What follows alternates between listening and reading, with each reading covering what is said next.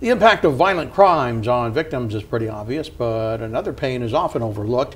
That is a pain of ex-gang members transitioning back into society. Eyewitness News reporter Lexi Wilson tells us how they experience post-traumatic stress disorder after going through traumatic events. I got shot. I got shot 4 times and almost killed me.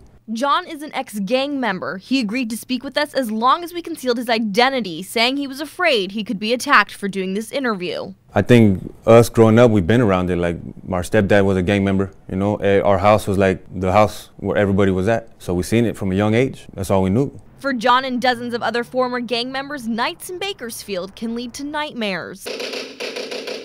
Pop, pop, pop, and then pop, pop, pop, real rapid at the end. He stood there and still decided to shoot. This is like really close to home, you know what I mean? John had a job in the gang. He was a gunner, shooting whoever, whenever he was told. John himself was shot multiple times, taking a bullet to the lung and another to a major artery. After going through all of that, did that make you stop? No, no. Even after that, like, you know, I got out of the hospital and my brother wheeled me out in a wheelchair with a cane and a gun, and I went right back out there.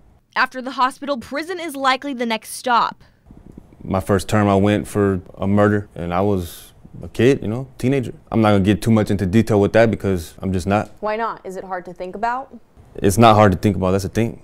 And that's what sucks about it. But John left prison, and most gang members do leave prison. Once I got out, like, I gave up all that. And I say ex-gang member because I'm not going back. He left his old life behind, but the ex-gang member says the impact on his mind still lingers. I couldn't sleep. I could not function like day to day without reacting to the dumb stuff, you know, tripping and, you know, paranoia and the sleepless nights. Eventually I went to go see a psychiatrist and told the lady all my symptoms, and she told me, like, you're suffering what people at war suffer, you know. Reports of gang members having post-traumatic stress disorder are on the rise, showing similar symptoms of PTSD often seen in veterans. To learn more, I spoke to Bradley Cloud, a psychologist at Kern Behavioral Health and Recovery Services.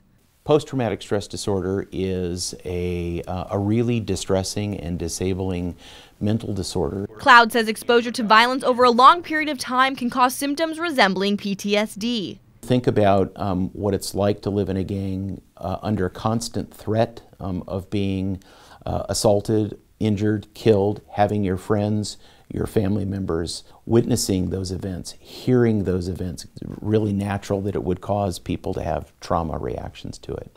Surviving all of this is tough. Surviving the streets is tougher.